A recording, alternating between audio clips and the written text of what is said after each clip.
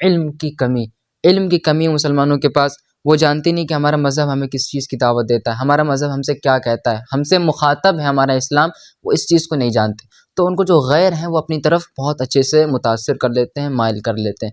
ہمارے علاقے کا واقعہ ہے کہ ہمارے جہاں گھر ہے ہمارا، تو اس کے قریب کا واقعہ ہے کہ وہاں پہ کچھ عیسائی آئے اور انہوں نے جو غریب بچیاں تھیں، غریب طبقے کے جو لوگ تھے، غریب گھرانے تھے، ان کو بہلایا پھسلایا اور ان کو یہ کہا کہ ہم تمہیں 1,00,000 1.5 لاکھ روپے دیں گے اور تمہاری بچیوں کی شادی کر دیں گے.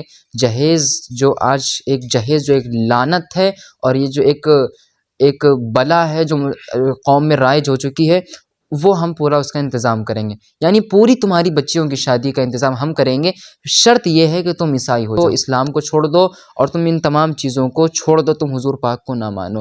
یہ ان کی شرط تھی. عیسائی ہونے کا یہی مطلب ہے. عیسائی کیا ہوتا ہے؟ وہ اللہ کو تو مانتے ہیں لیکن اللہ کے ساتھ شرک کرتے ہیں. حضرت عیسیٰ علیہ السلام کو اللہ کا بیٹا قرار دیتے ہیں. اسی طریقے سے وہ حضرت عیسیٰ کو آخری نبی مانتے ہیں اور رسول اللہ صلی اللہ علیہ وسلم کو نبی نہیں مانتے. تو یہ ان کا دعویٰ ہے، یہ ان کا طریقہ ہے.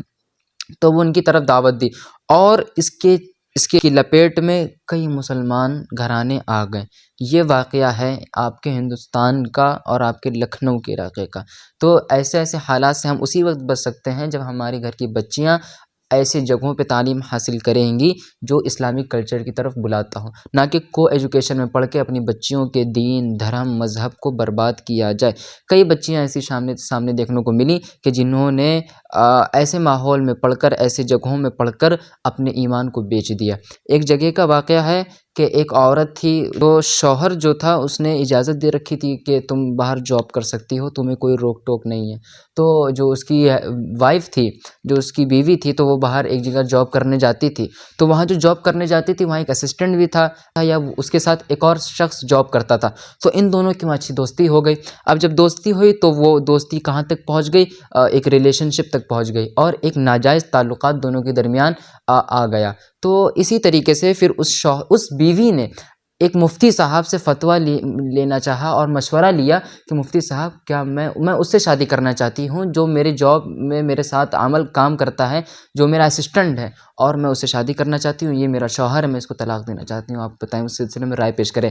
تو یہ خرابی ہمارے معاشرے میں پیدا ہوئی جب ہم نے اپنی گھر کی عورتوں کو کھلم کھلا بازار میں جانے کی اجازت دی. مرد جو ہیں وہ سو گئے، مرد کیا ہے، عورت بن گئے، عورت مرد بن گئی. دونوں نے اپنے کام کو بانٹ لیا، تو یہ خرابی معاشرے میں پیش آئی. تو اس چیز کو سدھارنا ہے، علم کو بڑھانا ہے، اپنی گھر کی بچیوں کو حفاظت سے رکھنا ہے، اور ایسے جگہوں پہ تعلیم دینی ہے جہاں پہ وہ دین سے جڑے رہیں، اسلامک کلچر ان کے اندر آئے.